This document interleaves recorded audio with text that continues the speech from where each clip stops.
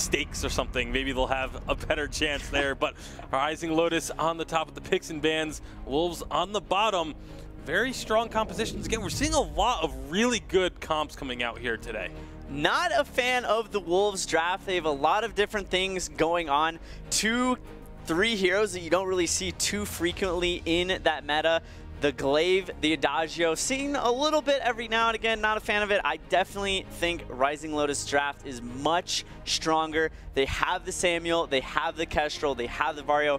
It's a lot of backline damage. However, they are very squishy, and if they're not careful about their positioning, they can be very easily punished. They're very squishy, and between the Glaive, the Idris, and the Celeste, there's a lot of burst damage. That's really kind of the biggest synergy I see on the Wolves side, is the amount of burst they can bring to the table. But before we get into this one, we're going to go ahead and bring in one of our friends that's been with us through all of Europe. Dowsy, how are you doing? Fantastic, mate. Really enjoying the preseason invitational and kind of just getting a feel for what these European teams are bringing to us. And well, speaking of that, you've obviously been casting every single game here in Europe for the preseason. What's your takeaway from this preseason? What's been the biggest thing for you that we've seen? I mean, at the end of 2017 in the 3v3 Vainglory era, I was definitely feeling like Europe was finally stepping up to the task of matching all of the brilliance that is in other regions. And I think that Team Queso and Clash have continued that, even so much that we even see NA imitating the European style towards the beginning of the preseason. So it's really good signs for Europe and you know, future to come. Definitely, and obviously Clash and Queso have been looking strong. Absolutely. Both these teams have been very, very good. And you're absolutely right, Dowsy. At the start of the preseason, Europe had, I actually think, even ahead of North America. I think North America has closed that gap pretty significantly, perhaps even eliminated it altogether. But Europe overall in 5v5 is looking much better in 2018. And you know, talking about Clash and Queso, sorry, Dowsy, talking about Clash and Queso, like these two teams have had very similar paths, obviously only losing to each other, and you know, their stats, the way that they play the game, very similar. Yeah, very similar, but also slightly different in the sense that Team Queso was basically the European dream team, super team that we've seen North America developed over time. You know, it was Cloud9 at the beginning of last season. It was Tribe halfway through. And so to see Team Queso basically pick up such star players in Europe and put them together in such a good way is great. But Clash were the underdogs and kind of the unknown a specimen for Europe, and of course Leon is fantastic to see him compete in that Captain Rowan shot call is amazing. I'm the Doom, always knew he was going to do well when it came to 5v5, you know, after all, and other MOBAs like League of Legends, he's a challenger level mid laner, and you know, it takes some skill to have that, so it's really exciting to see Clash still be up there. Absolutely. I think Clash has surprised so many people with how well they've been doing, especially week one when Clash beat Queso. I think that's something that not a lot of people were expecting, but Clash, they have so much passion, so much drive. They're playing Vainglory because they love it, the game, and they love to win. Yeah, I mean, when we first started this preseason, Clash was the team that set the bar for everyone else to catch up to. They were the ones that taught everyone else how to play 5v5 Vainglory. It was really something special to watch, and now other teams are trying to adapt to it, including the rest of Europe, trying to, you know, play a little bit of catch up here, and that's going to be the case with our final match of the region for the entire preseason here, Dowsy. It's going to be Rising Lotus versus Wolves. What are your thoughts on this? Rising Lotus is my most improved team of Europe, and they look like a force to reckon with. I reckon if they went up against Team Queso or Clash next week, it would be a killer of a match. So definitely some team to watch as we go into the rest of Europe later on the year. Wolves, they need to pick up the pace. They really do have to pick it up as much as possible. It's going to be a difficult task ahead of them. We'll have to see what they can bring today. Yeah, Rising Lotus, I agree with you, has looked very good. All of their roster changes have seemed, especially in these last couple of games, to be very effective, helping elevate the overall quality and level of play to new heights. Well, we're going to be getting into game shortly, but before we, oh, never mind, we are ready now. So Dowsy, why don't you go ahead and take it away alongside Stress. Thank you very much, and I'm just going to bring you straight into it, Stress. Love to hear your voice. We got Rising Lotus versus Wolves here. What are your thoughts? Thoughts are that Rising Lotus again, we're kind of starting out with expectations, and we'll see how it progresses. Rising Lotus, I anticipate to be the stronger team here. Wolves still only with 1 win down at the bottom of the table. So Rising Lotus is another opportunity for them to show that they are considerably stronger. But we just had Equinox kind of put up a good fight against Clash, so anything can really happen at this point. Yeah, I think that's kind of the dream there. In the bot side, does look like a bit of skirmish going out. Aceroid looking to fall, and it will be first blood coming out for Kianakoa on that Kestrel. Him and Solicitude to be able to get that gold. Another game where we're just starting right in the mix of things. Early kills. We had a period where the early kills kind of slowed down for a few weeks with the change to the patch with minions arriving to the lane earlier. Kind of sped back up again. A lot of teams putting people in the lane, in the bushes, and kind of just trying to find these early game kills. And Wolves not really prepared to fight around it, but look, Nomad Vagabond now topside trying to take on 3 people on his own. Has Sneaky around. That's a lot of damage back onto Kigaza. Yeah, seems very confident. Of course, that Lyra with the sigil can speed around very quickly, and the healing, of course, is huge. We do see Rising Lotus, though, capitalizing off their early lead in the bot side, able to take a lot of jungle away. Paprika's attempting to match by taking this healing treant for himself, but has to be careful because basically Rising Lotus are going to collapse. Top side, a fight breaks out, and it does look like Nomad may have overextended here. Now Paprika is caught on the wrong side of the map, trying to backcore, but it's not going to be allowed. Kianakoa, blind glimmer shot, stops that one up. And a very simple kill coming out for Rising Lotus. Yeah, kills traded back and forth, and one thing we got to keep an eye on is Rising Lotus going for this basically all ranged composition, just trying to put as much damage down from as far away as possible. Then they can use this Lyra to kind of reposition, get into the backline potentially with somebody like Sneaky Samuel and see how much damage they can get done. So very different composition, not the tankiest of compositions, but does have a lot of sustain in it when you look at some of the items that'll end up being picked up by the likes of Solicitude. So kind of looking at how this game breaks down later, that's another kill up in the top lane. Back and forth these teams go. Certainly do, and that's going to be Aceroid finding some impact from the jungle here. Wolves always have been fairly confident in the early side of the game. They kind of understand how you rotate early and get those advantages. It's where they get into that mid game that they start to falter and teams start to take victories of them. So always when I watch Wolves, I'm looking to see how they play once we hit that 5 to 6 minute mark, what kind of rotations they're looking to make here, Stress. Yeah, I think that's the key point of the game for them. It's when they start either making plays that backfire or kind of just being out of position, not really making the right rotations. And it is difficult. It's still a developing meta, but hang on, Paprika, there's a lot of trading around the map here. Yeah, lots of trading going on here. Paprika looking for the kill. Kianakoa should fall, burning away. That is going to be the kill coming through. Aceroid now going to push Solicitude out of the jungle. And this is a little bit scrappy from Rising Lotus, basically disrespecting the ability of Wolves to rotate early. Yeah, disrespecting them completely. And Rising Lotus right now, they're kind of back and forth. Across the bottom side, across the top, they're trying to move aggressively up through the top jungle, keep getting caught out as well. Like, this isn't a composed game really from either team yet. I want to see them kind of slow it down a bit, maybe look at where your advantages are, look at what lanes are pushing, see how you can actually then get vision control from it. And that's kind of what Solicitude is doing here now. He pushes out the bottom lane, moves up through, tries to take this crystal tree, and will, I hope, leave a few scout cams if they have them just around the jungle entrances and try and see exactly where Wolves are going next.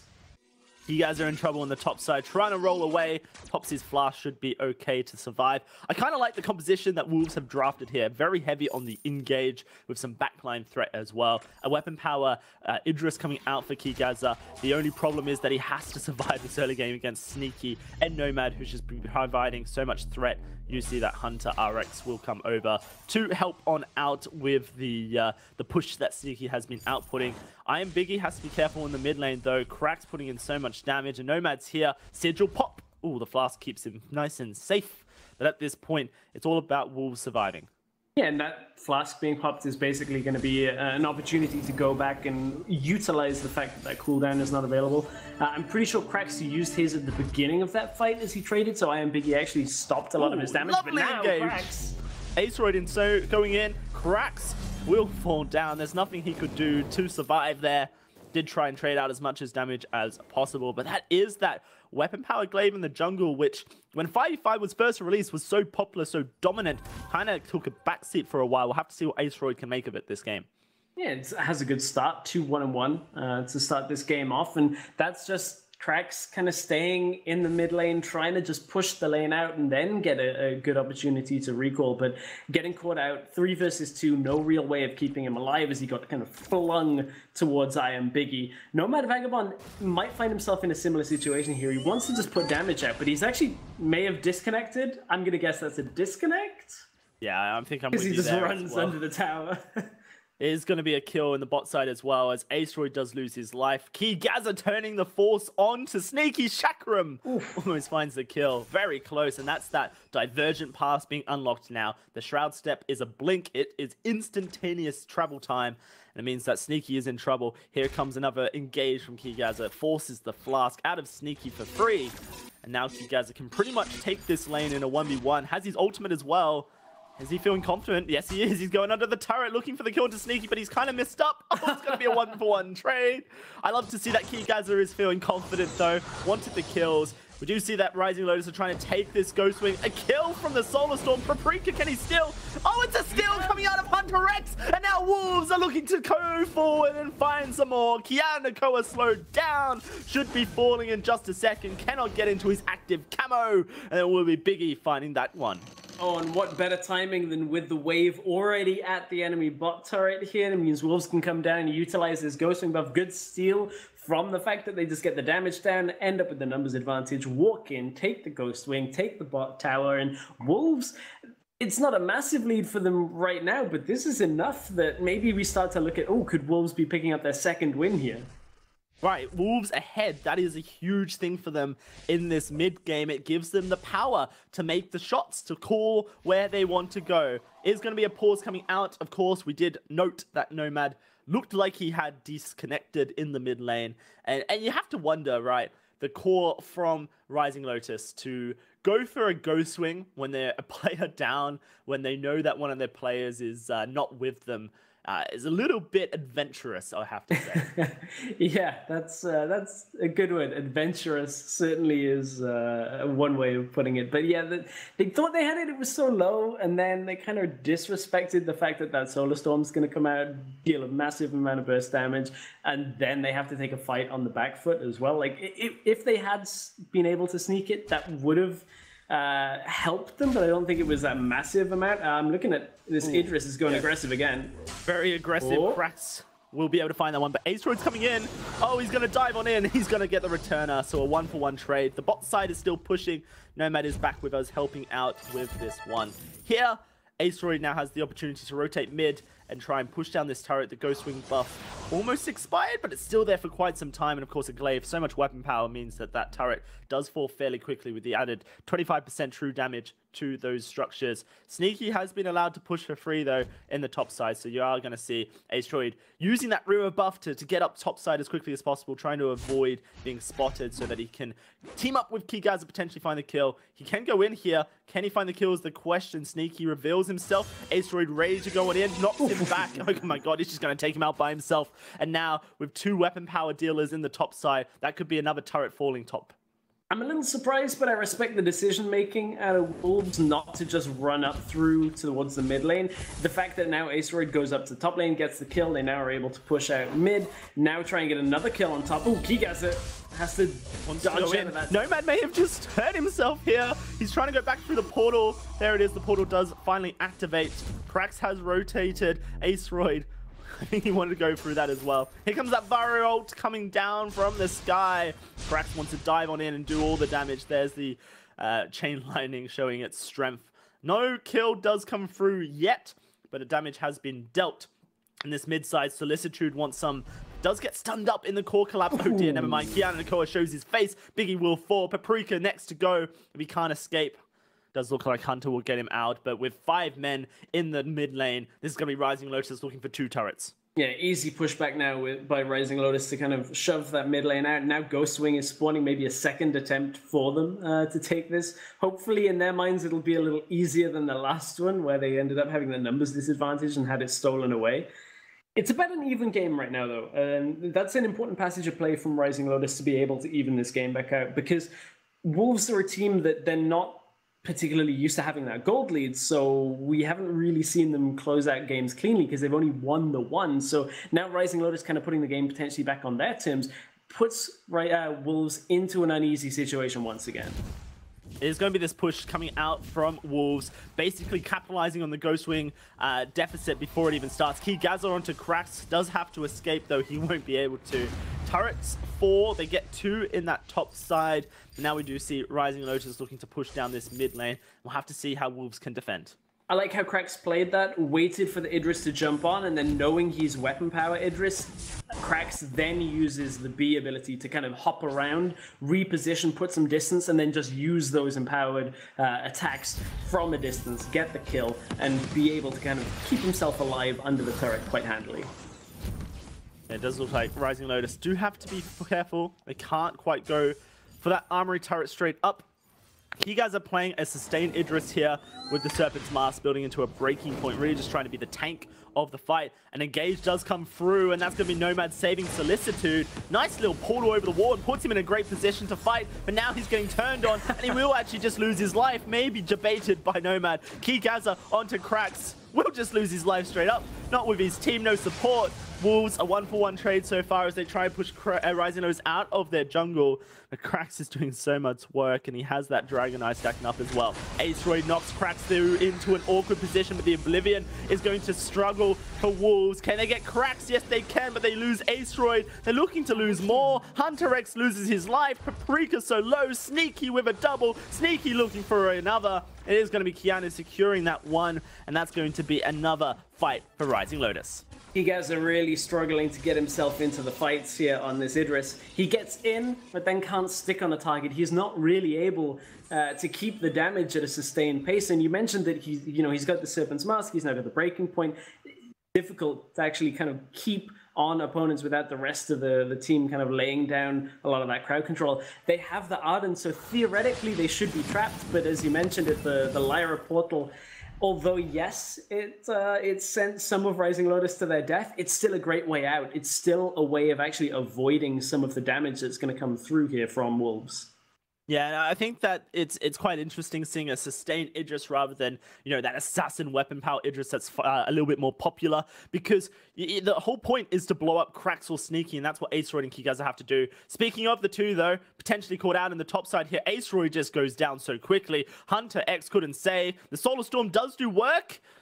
Not enough to find the kill. Solicitude wants this. He's diving in. Can Kigaza turn it around is the question. No. He's going to get put to sleep. It's a massacre in the top side. Turret falls, and Rising Lotus with a 5-man pushing down this lane. It's all from seeing Adagio in the bottom lane. They know not only is the man advantage in their power, but there's a lot of the sustain now lacking on the side of Wolves. That's a big part of why that engage happens. And look, they push through the top lane, get the towers down. Now they look to go through mid lane, try and set up themselves a turret once again, and look for one of the global objectives. You've got yourself Blackclaw on the board. You've got the Ghostwing available as well. It's easy now to look to rotate and set up one of those objectives. Yeah, and it's the unfortunate tale, the series of events for Wolves here, consistently doing good in the early game, but when it comes to their mid-game rotations, not quite able to capitalize. Rising Lotus have taken over well and truly, and now are going to look to set up for this Ghostwing. They've done some good damage already to the initiator of a teamfight, Ace-Roy. Does look like Hunter X wants to find the gauntlet to start this fight up. Can they get into range is the question. You can't dilly-dally, you have to go in, and there it is. Hunter X with a good stun. Locks a lot of people up, but he is not able to find enough kills. Maybe they can. Will lose his life here, so does Kigaza as well. It's a double for Solicitude, and he's looking for more. Trying to charge forward, dodging out the core collapse. Sneaky doing some work from the backside. The one shot's going to chunk Biggie, and that should be the call for Wolves to fall back and not even contest anymore. Solicitude has taken damage, so is Krax, so is Sneaky. So the potential for a turnaround is there, but it all relies on Ace-Roy finding the perfect initiation and Biggie being able to follow it up. Yeah, I think Rising Lotus is just going to kind of concede that they can't start Ghostwing now, but it was a good start to the fight for Wolves when they get the Arden in. It looked like they could actually control it. It ended up being, though, that a lot of the blocks came through. They were able to escape that octagon that was put down, and Rising Lotus really kind of kite back and maneuver around the fight. We mentioned how they're particularly ranged focused here for this composition, and Wolves are struggling to maintain the fight. They're just kind of chasing after and running in. Nomad Vagabond goes back in, tries to look to set up another fight, but this is mainly to create space to then go back down for the Ghost Wing. Right, the gauntlet's already been used, so there's no risk of that. It's down for another 60 seconds. And Rising Lotus just going to turn on to this Ghost Wing. To initiate a fight here from Wolves is going to be so difficult, especially without Biggie. They're just putting on a brave face and trying to force Rising Lotus off this Ghost Wing for as long as possible. But they can't hold off forever. Keyguys are coming around the backside of the pit, throws the Chakram over. The Solar Storm does steal! It's a steal from Biggie! And now Wolves are going in, looking for the fight, but Keygaza gets chunk deleted off the bat once more. And now Wolves have to decide how they're going to play this one out. Potentially, the steal is just good enough. Honestly, Wolves can move towards the mid lane right now with some of their members, because look at how damaged Rising Lotus were. They're actually going to move up towards Blacklaw. This is a little bit of a riskier play. There were 3 lanes pushing in their favor, and Rising Lotus had to back away. Somebody had to collect the wave in the bot lane. Somebody had to collect mid and top. So Wolves say, okay, well, maybe we'll start this off, but look at this is not dying particularly quickly. And Rising Lotus are going to be able to group on this, maybe at the back end. Nomad Vagabond alone should be able to steal it. So Wolves do pick it up. It is important, but kind of touch and go there for Wolves. Good decision making ends up being the factor, because I think Rising Lotus just didn't anticipate them starting Blacklaw that quick and catching them by surprise. Yeah, it's really strange, this build path from Keygaza. You know, I'm only bringing it up due to the fact that he's decided to play a sustained tank Idris, but he's not tanky, and he's not building defense. Just feels like you're not committing to your role here, and Wolves are definitely struggling without that sealer. Mid lane turret will fall down. A good push in the top side. Wolves, Keygaza, and Aceroid taking that top side turret down to half health. That Ghost Wing buff is just about to expire, and that one shot will push Keygaza back. Wolves have to be careful. They don't really want a team fight in this jungle, and Paprika will be forced back. Here's that Vario ult, and they're all grouped up in such a tight corridor. Some good damage does come out for it. Now it is going to be Rising Lotus trying to catch a straggler. Everyone needs to back up here from Wolves. It has to be a joint decision, not to mention in the bot lane, a huge wave is accumulating. Yeah, there's a big wave bot lane, and then Rising Lotus at that point, they were trying to get that engage. Now, what their composition does lack is, once the portal has been used, difficult actually keeping up with fleeing opponents if there's no crowd control to stick, if the boots aren't available for the team. Like, it's kind of tricky for them to run opponents down, and they end up taking a lot of damage trying to chase. That's where Crack's health drops so low. So from there, Rising Lotus say, okay, we'll let them go, we'll kind of manage our waves, push them back out, and try and establish control on the map, try and get scout cams down, look to once again take control of the game, because they still do have a gold lead. Well, it is going to be Rising Lotus grouping up towards this bot side. I say that, it's actually Solicitude being dived on by Keygaza, and here comes Aceroid. Huge damage. They will find a kill, and Keygaza just about escapes on a sliver of health as well. 1 kill, 31 seconds. That's what you have to be thinking here. And Nomad dives on into all of them. Does look like he wants to escape, and he is going to go through his own portal, blocking it up with the Bright Bulwark as well, making sure he can't be chased up. Good little engage and escape. Well, maybe not a good gauge, but a good escape nonetheless from Nomad. Rising Lotus without Solicitude for 13 seconds, and Keygaza is back at this Ghost Wing. It does look like it is going to be Wolves to start this one up here, and it is going to be Solicitude not able to get into position. They've got Malisenbergs, they've got one-shots, they've got glimmer shots, they've got everything in their arsenal to try and stop this Ghost Wing from happening. And it does look like Wolves are actually just going to straight up respect it and fall back. They don't want to give the opportunity for a steal, considering the fact that they just allowed one to happen to them. There's that Solar Storm ripping through the front line, and it looks like an engage attempt does come out. The Gauntlet doesn't quite make it over the wall. Aceroid onto Sneaky trying to do work, but he's losing his life. Echo comes out, does lock up a couple, but Sneaky looking to take down Aceroid straight off the bat. Keygaza loses his life to Solicitude. Paprika is caught out. Everyone here is losing their lives for Wolves. It's a double kill so far coming through, looking to make it more. Shut down onto Aceroid. Only Biggie and Hunter left alive, but that's going to be Hunter losing his life. Wolves attempted a ballsy engage over the Dragon Pit, but they weren't able to execute. And they end up forcing the second phase of the engage from it as well. I think that is the difference maker. Wolves say, okay, well, we want the fight, and then split second, they don't get over the back of the wall from the Ghost Swing. Then go, okay, let's just try and force it anyway. End up in a situation where just a lot of damage is put down onto Solicitude and the rest of, from Solicitude and the rest of Rising Lotus, and they say, okay, well, let's just take the Ghost Swing after the fight. Now they can look towards that Black Claw, and Rising Lotus are right back in control of this game. Wolves had that moment after Rising Lotus had kind of filtered one after the other into the bot lane. Suddenly, Rising Lotus back in control.